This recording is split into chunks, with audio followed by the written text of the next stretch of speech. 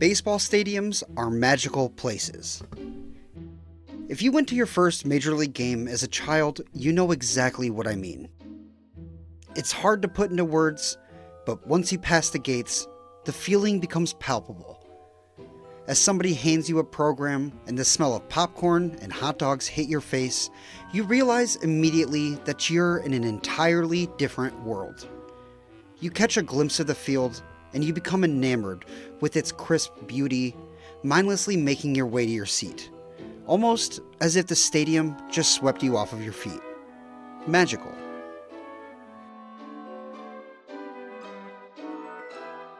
For all of the grand ballparks that have come and gone, none has ever felt quite as magical as a little old ballpark in Birmingham, Alabama.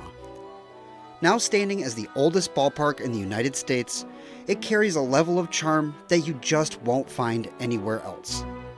For more than a century, it's played host to some of the greatest baseball players to ever walk the earth. From Burley Grimes to Willie Mays. From the Birmingham Black Barons to the Birmingham A's. Welcome back to The Bad Baseball Fan. Let's explore the magical story of Rickwood Field.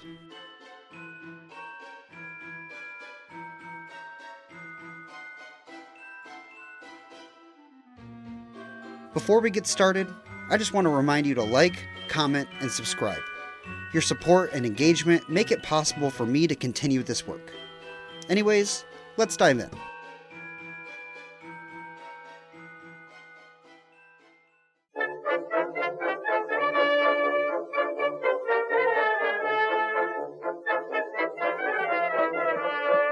Professional baseball in Birmingham, Alabama dates back to 1885, when the Birmingham Coal Barons were founded. But our story doesn't begin for another 25 years. In February of 1910, the Birmingham baseball team, now just the Barons, were purchased by a local industrialist by the name of Allen Harvey Rick Woodward from one James William McQueen. His first order of business was to design a new ballpark for his team, acquire land for said ballpark, and have it built. The local architectural firm, known as the Southeastern Engineering Company, was hired by Woodward to design the ballpark, using Shibe Park in Philadelphia and Forbes Field in Pittsburgh as its inspiration. As a matter of fact, Philadelphia Athletics owner Connie Mack made his way down to Birmingham with his ball club to play exhibition games and help advise the designing and construction of the new ballpark. Plans were presented and approved, and Woodward purchased land in the west end of town from the Alabama Central Railroad. Ground broke in the spring, and construction proceeded rather quickly on the nation's first concrete and steel ballpark built for minor league baseball. Sources conflict a little on the naming of the ballpark, with one source claiming that Woodward named it after himself, and another claiming that the name came from a competition in the local newspaper, the Birmingham News. Either way, it was decided that the park would be called Rickwood Field. The new ballpark would feature a covered grandstand around home plate with uncovered bleachers for the length of the infield and extending down the right field line.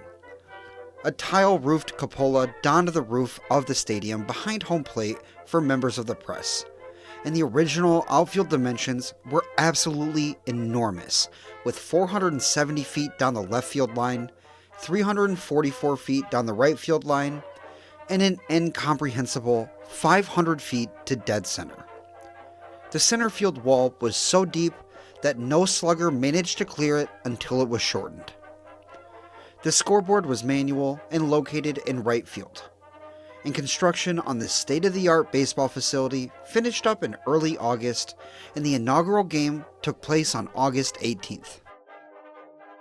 Several prominent political figures attended the game, including Alabama Governor Braxton Bragg Comer, Birmingham Mayor Culpeper Exum, civic leader George B. Ward, and publisher of the Birmingham News Victor H. Hansen. Businesses in downtown Birmingham closed to allow residents to attend the first game, and over 10,000 people filed into the ballpark. The first pitch was thrown by Rick Woodward himself, but not in the ceremonial sense you might be thinking. Woodward, a former ballplayer himself, loved playing the game and inserted himself on the roster, grabbing a jersey and taking the mound. His first pitch was ruled a ball, and he argued the call with the umpire and was immediately ejected. Just like that, over a century of baseball at Rickwood Field kicked off. The Barons went on to beat the visiting Montgomery Climbers by a score of 3-2 thanks to a 2-run ninth-inning rally. Rickwood Field's quality made it quickly known as a premier spot for baseball. In the spring following its construction, the Philadelphia Phillies made their way down to Birmingham to spend spring training at the beautiful new ballpark. The Phillies played an exhibition game against the Barons on March 11th, and this was the first time, from my understanding, that Major League Baseball players played baseball at Rickwood Field. The following year saw a tornado tear the outfield fence up prior to the season, but it was repaired in time for opening day. A good thing too, because Rickwood Field featured the largest opening day attendance in the Southern Association, winning a trophy for the accomplishment. The trophy, awarded to the team with the highest opening day attendance, was won by the Barons in 1912, 1914, and 1915. 1912 was a big year at Rickwood Field, as the Barons won their first Southern Association pennant at Rickwood, and the ballpark began playing host to the Alabama Crimson Tide football team. The Crimson Tide would remain at Rickwood Field through the 1927 season, before leaving for the newly constructed Legion Field. During their time at Rickwood Field, the Crimson Tide earned Rose Bowl wins in 1925 and 1926, claiming national championships with those bowl wins. Their move to Legion Field was in hopes of drawing larger crowds and establishing the football program as a powerhouse, both in terms of play on the field and financially. Back to baseball, the Barons won the aforementioned pennant in 1912 and repeated the feat in 1914. That 1914 season featured the Barons' first future MiLB Hall of Famer in spitballer Burley Grimes. Grimes spent 3 seasons in Birmingham and is known as the last pitcher to ever use the spitball at the major league level. 1914 also saw Rickwood Field get its first update, when Rick Woodward has electric fans installed in the grandstands to keep the crowd cool on hot Alabama summer days. A year later, Woodward hosted a 1-inning exhibition game between all-female teams from Bessemer and Birmingham in support of women's suffrage. Taking place on August 18, 1915, the game was the culmination of a months-long campaign by the Alabama Equal Suffrage Association to raise support for a bill in state Congress to allow women to vote. Suffrage Day at Rickwood Field was a great success, but the bill ultimately failed in the state Congress, and the women of Alabama had to wait until the ratification of the 19th Amendment to the U.S. Constitution to gain their suffrage. The Barons remained a competitive ball club throughout the 1910s, winning 2 pennants and finishing in second place several times throughout the decade. 1919 brought another second-place finish to Birmingham, but Rickwood played host to more than just Barons baseball. The spring heading into the season saw Rickwood play host to the Pittsburgh Pirates for spring training. Following the baseball season, an exhibition game between 2 Negro League teams was played at Rickwood Field in front of over 15,000 fans. Then, partly thanks to the success of the exhibition game, a new Negro League team was founded in the city, to be called the Birmingham Black Barons. The Black Barons entered an agreement with Rick Woodward to use his ballpark while the White Barons were out of town. Playing their first several seasons in the Negro Southern League, the Black Barons were only the second ever baseball team to call Rickwood Field home. After a decade of baseball, Rickwood Field was beginning to cultivate the baseball culture it would come to be historically known for.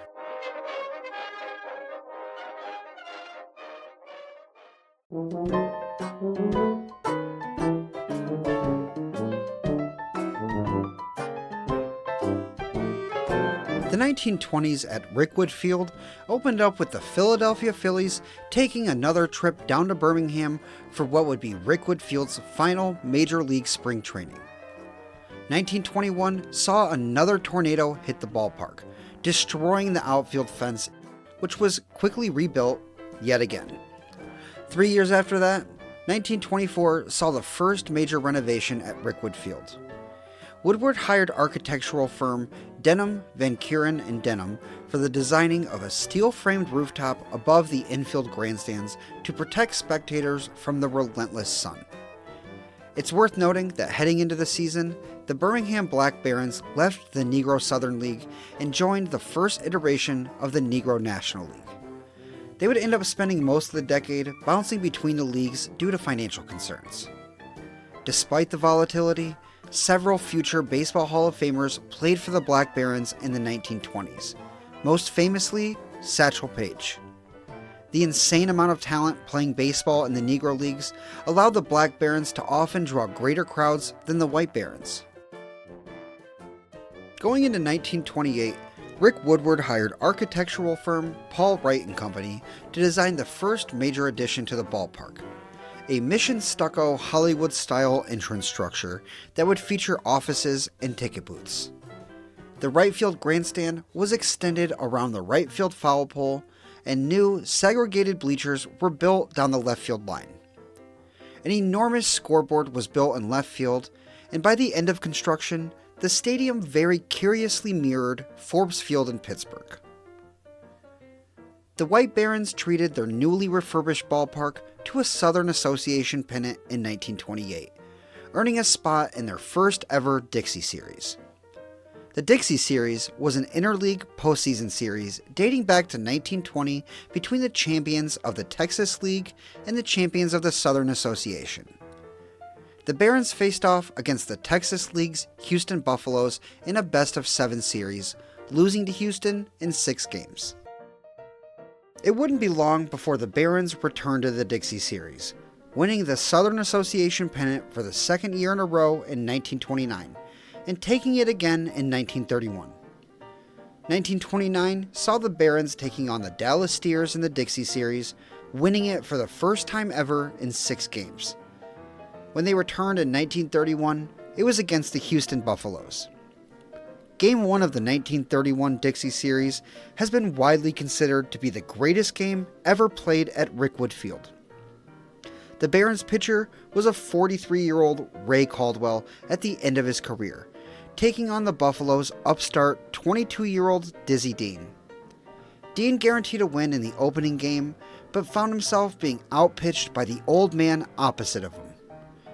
The Barons took Game 1 1-0, and went on to win the Dixie Series in 7 games, claiming their 3rd Southern Association pennant and 2nd Dixie Series championship in 4 years. This was the greatest 4-year stretch that any ball club ever had at Rickwood Field. A couple of years following that success, the New York Yankees passed through Birmingham during an exhibition tour in early 1933, playing a game at Rickwood Field and allowing fans in Birmingham the opportunity to see some of baseball's greatest ever players, Babe Ruth and Lou Gehrig. 1936 saw the addition of 4 steel-framed light towers at the ballpark, allowing for the playing of night games. The light towers were manufactured by the Truscott Steel Company of Youngstown, Ohio, and made Rickwood Field the first minor league ballpark in the United States to feature permanent lights. Worth noting is that the Barons returned to their pennant-winning form that season, taking the Southern Association but falling in the Dixie Series, getting swept by the Tulsa Oilers. 1937 saw the Black Barons permanently leave the Negro Southern League and join the Negro American League, where they would remain until they ultimately disbanded following the 1960 season. Then, 1938 saw the first change in ownership at Rickwood Field when Rick Woodward sold the ballpark and team to local businessman Ed Norton. Even through an ownership change, Rickwood Field was modernized and thriving, and would continue to do so for decades.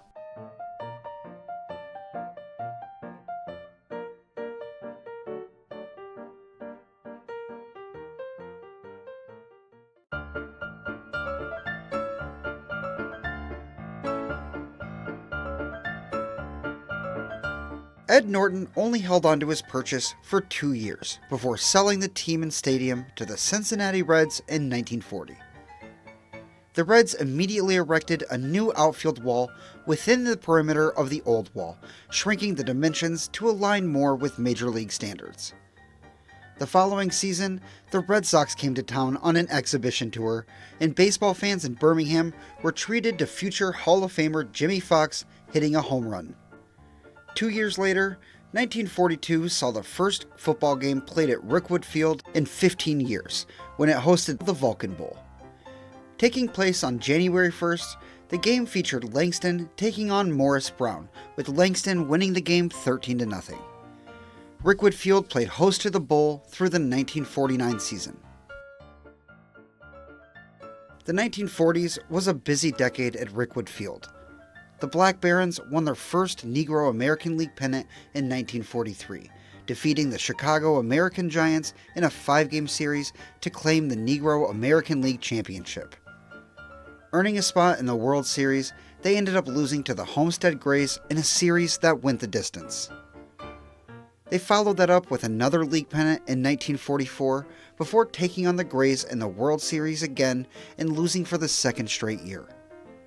That 1944 campaign also saw yet another change in ownership at Rickwood Field when the Cincinnati Reds sold the ball club and stadium to a local Birmingham native by the name of G.J. Jabellis. Jabellis held on to the ballpark until 1949, when he sold it to a conglomerate made up of Al Dement, Al Belcher, and Rufus Lackey. Jabellis' time as owner at Rickwood saw what would be the most successful season of baseball to ever be played at the park, 1948. Not only success in baseball, but success in its facilities as well. First of all, ladies' bathrooms were added to the park prior to the season to help accommodate female spectators. Second, Rickwood Field set its all-time attendance mark with 445,926 fans attending games throughout the year. Additionally, Artie Wilson batted over .400 for the Black Barons, now recognized as the last professional player in baseball history to reach the mark. Though, it's worth noting that he only played 29 games and had 136 plate appearances. The team also signed a 17-year-old Willie Mays, who would go on to be one of the greatest baseball players of all time. Mays only played 13 games with the Black Barons that season, only being allowed to play on weekends so he wouldn't miss school, and finishing the year slashing .233, .313, and .326. Behind the historic bat of Wilson and the budding young outfielder Willie Mays, the Black Barons finished second in the league behind the Kansas City Monarchs, but bested them in the league championship series 4-3, earning their third Negro American League pennant. Unfortunately for them, they ran into the Homestead Grays in the World Series and fell, once again, in 5 games. Worth noting is that the 1948 Negro League World Series was the last ever of its kind. The White Barons finished the season in 3rd place, earning a spot in the semifinal series against the Memphis Chickasaws, who they beat 4-2. They then met the regular season winning Nashville Volunteers in the championship series, defeating them in 6 games as well to win the Southern Association. This earned them their first spot in the Dixie series since 1936, this time against the Fort Worth Cats, needing only 5 of 7 games to put them away and win their first Dixie series since 1931. In summary, 1948 saw Artie Wilson batting .435, Rickwood set an attendance record, and the fans in Birmingham treated to 2 league pennants and a Dixie Series championship. As mentioned earlier, the ballpark was sold in 1949. And a year later, the new ownership group went about making some improvements by shifting the dugouts to further down the foul lines and installing new box seats for fans. Then, 1950 saw the opening of a restaurant at Rickwood Field, called the Dugout Restaurant. The fans at Rickwood were treated to the White Barons winning the Southern Association in 1951, taking on the Houston Buffaloes in the Dixie Series. The Barons dispensed of their old Dixie Series rivals in 6 games to bring the championship home once again. In 1952, the St. Louis Cardinals paid a visit to Rickwood on an exhibition tour, where fans were treated to a home run off of the bat of Stan Musial. Speaking of legendary ballplayers at Rickwood Field, Toni Stone played at Rickwood for the Kansas City Monarchs, becoming the first woman to play professional baseball at the historic ballpark. Rickwood Field was awarded the hosting of the 1955 Southern Association All-Star Game, a game in which the ballpark saw its largest ever single-game crowd at 19,830 fans. The Barons took on an All-Star team assembled from the rest of the league, losing to the All-Stars 10-5 behind the bat of Chattanooga's Jim Lemon, who launched 4 home runs, the only 4 home run performance that the stadium has ever seen. 3 years after Lemon's historic performance in 1958, Al Belcher bought out his co-owners and became the majority owner of the ballpark. In his first year at the helm of Rickwood Field, the Barons won the Southern Association and took the 1958 Dixie Series in 6 games over the Corpus Christi Giants. The Dixie Series ended following the 1958 season, so when the Barons repeated as Southern Association champions in 1959, their season ended there. Unfortunately, this would be the last Southern Association pennant that the Barons would ever win. The Black Barons, for their part, won what would be their final ever Negro American League pennant. They played one more season in 1960 before the league and the Birmingham Black Barons dissolved. Major League Baseball had been integrated for over a dozen years, and the draining of talent from the Negro Leagues created financial pressure that eventually led to the closure of every one of the teams. After playing segregated baseball in Birmingham for more than 40 years, the Black Barons were no more. For the White Barons' part, they only lasted a season longer. For adjacent, yet opposite reasons, the Southern Association collapsed only a year after the Negro American League. Adhering to Jim Crow laws long after baseball's integration, the Southern Association's refusal to integrate damaged it financially and eventually led to its closure. Both leagues' closings were predictable, yet shocking. After nearly 80 consecutive years of professional baseball in Birmingham, Alabama, the fans were left with nobody to root for, and Rickwood Field sat, for the first time ever, with no tenants.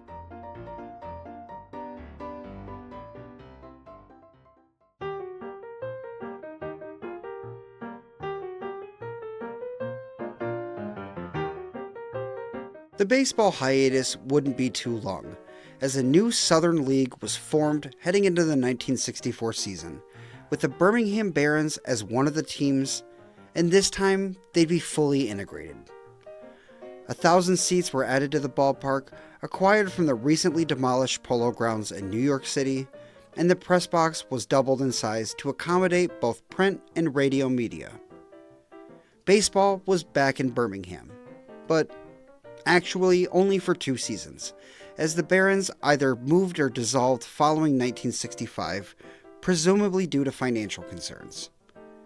Al Belcher sold the stadium to the city of Birmingham in 1966, who decided to lease it to the Athletics owner Charlie Finley. Heading into the 67 baseball season, he moved the A's AA team to Birmingham, renaming them to the Birmingham Athletics. The A's stayed at Rickwood Field through the 1975 season before moving once again, bringing one Southern League pennant to Rickwood during their time there. That pennant-winning effort taking place during their first season in 1967. As a matter of fact, the Dixie Series was revived for one season in 1967, and the A's won that as well. That Birmingham A's team was loaded with several players that would go on to win 3 consecutive World Series in the 70s with the Major League A's. 2 future Hall of Fame players and 1 future Hall of Fame manager played on that 1967 Birmingham squad, those being Rollie Fingers and Reggie Jackson and Tony La Russa. They finished the season with an 84-55 record, taking the pennant by a few games over the Montgomery Rebels. The 1971 Birmingham A's saw the Southern League combine with the Texas League to form the Dixie Association. The arrangement only lasted for a single season before the 2 leagues separated once again. The A's time in the Dixie Association and their 4 years in the Southern League after that was filled with poor on-the-field play. The 1974 season was preceded by an exhibition game at Rickwood Field between the Baltimore Orioles and Atlanta Braves. The game gave fans at Rickwood Field the opportunity to see Henry Aaron as he was on the verge of breaking Babe Ruth's all-time home run record. Both the mayor of Birmingham, George Siebels, and the governor of Alabama, George Wallace, were in attendance to see the legendary ball player. Hammer and Hank did go on to break the record that year, and the following year, Rickwood Field lost its team once again when Charlie Finley moved them to a new city. The ballpark sat vacant for 5 seasons before a new minor league team was moved in, but that dead period saw an improvement at the park. In 1979, the city of Birmingham replaced the wooden box seats with plastic ones and installed new metal bleachers all throughout the park, updating virtually all spectator seating at Rickwood Field. Then, less than 2 years later, local sports promoter Art Clarkson managed to move the Montgomery baseball team to Birmingham and rename them the Barons. This new iteration of the Barons was one that would finally stick, though their full-time occupancy of Rickwood Field was rather short, only playing there through the 1987 baseball season. Rickwood Field was over 70 years old by the time the modern iteration of the Barons had moved in, and despite decades of renovations and upkeep, it was becoming increasingly obvious that the stadium just couldn't continue to accommodate full-time occupants. Following the 1987 season, the Barons moved to the suburb of Hoover to play in the Hoover Metropolitan Stadium, where they stayed through the 2012 season before moving to their current stadium, Regents Field. Before leaving for Hoover, the Barons thrilled the fans at Rickwood Field with one more league title in 1983. Despite losing what would be its last professional resident in 1987, Rickwood Field has never truly been considered for demolition. Instead, it seems that the city of Birmingham has made every effort to find use for their historic ballpark.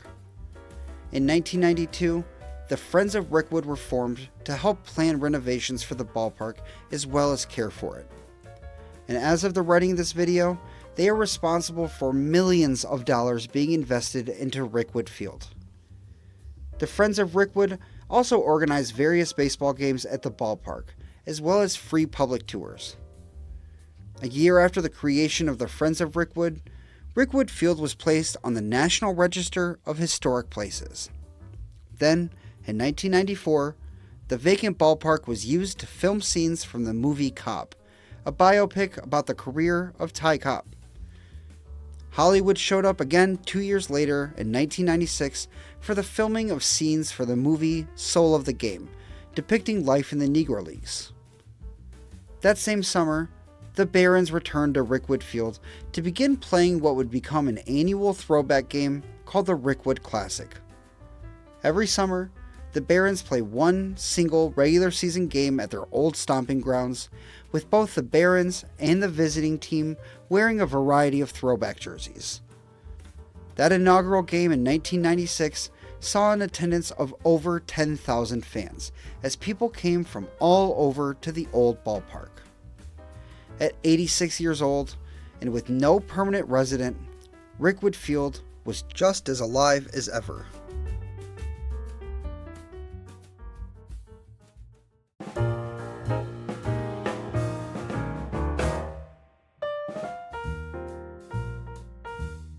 On February 26, 2006, Rickwood Field was featured on ESPN Classic in celebration of Black History Month and in honor of the Negro Leagues. An all-African-American Black Barons team took on an all-white team called the Bristol Barnstormers. Both teams were made up of former minor league and collegiate baseball players and wore 1940s-era throwback uniforms. The Black Barons beat the fictional Bristol Barnstormers 9-8. And this was the only time that an all-white team ever faced an all-black team at Rickwood Field. 4 years later, on August 18, 2010, Rickwood Field celebrated its 100th birthday, becoming the first baseball stadium in the country to reach the mark. The 100-year-old stadium featured prominently in the movie 42, released in April of 2013, as a stand-in for Roosevelt Stadium, Forbes Field, and Shibe Park. Then, 5 years later, Rickwood Field had a baseball team move in for the first time in 31 years, when the HBCU Miles College baseball team starts playing their home games at the 108-year-old ballpark. 2021 saw a historical marker placed at Rickwood to celebrate the ballpark's role in the Alabama suffrage movement in 1915. In 2022, baseball activities at the ballpark began to increase, as it hosted the Savannah Bananas for Banana Ball, held the first ever Rickwood College Classic, and hosted the first annual Rickwood Home Run Derby. The Bananas returned in 2023, but the bigger event of the year was the announcement of Major League Baseball coming to Rickwood in 2024. On June 20th of 2023, MiLB announced a weekend of baseball to celebrate Juneteenth in 2024 and to celebrate Willie Mays, who started his career in Birmingham. The celebration was to culminate in an MiLB regular season game between the Cardinals and Giants at Rickwood Field. $5 million in renovations were promised and completed over the next year that included upgrading the playing surface, moving and padding the outfield walls, building a modern batter's eye, building a digital scoreboard, and adding protective netting down the foul lines. The celebration at Rickwood Field kicked off with a minor league game between the Montgomery Biscuits and the Birmingham Barons, with the Biscuits wearing old Montgomery Gray Sox uniforms and the Barons featuring throwback Black Baron uniforms.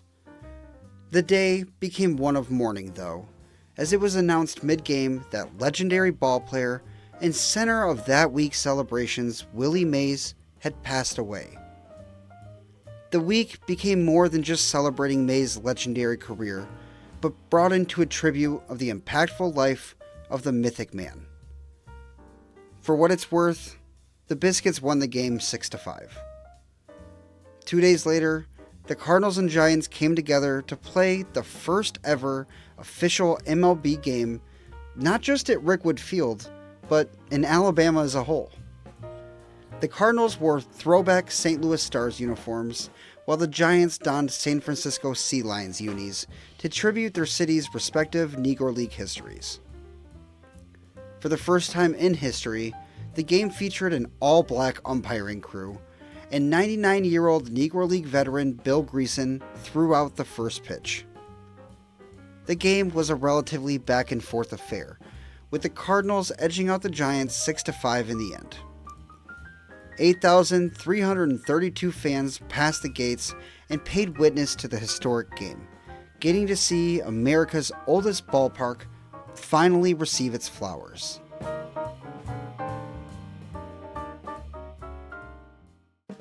The game brought tremendous publicity to the ballpark, now much more broadly known than before, and hopefully creating future streams of support to allow Rickwood Field to serve as a mecca to the game of baseball. As of the writing of this video, more than half of all of the Baseball Hall of Famers played at one point or another on the historic field. Rickwood is hosting the annual Rickwood Classic, Rickwood College Classic, and Rickwood Home Run Derby, offering several opportunities for fans of baseball history to experience the park. The city of Birmingham and the Friends of Rickwood have provided a shining example of how to care for these precious, ancient playing grounds. showing that these ballparks hold so much more value than that of the land they sit on. Rickwood Field's enduring success stands as a testament to the deep-rooted love for baseball that fans feel, and its history stands as a perfect example that our history, the good and the bad, make up who we are.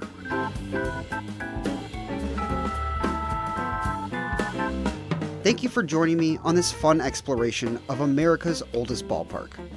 If you've enjoyed this work, make sure to like, comment, and subscribe to the channel.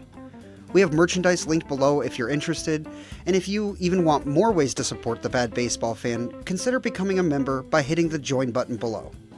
Anyways, that's all I have. Thanks for watching, and remember, if you like baseball, like this video and subscribe for more.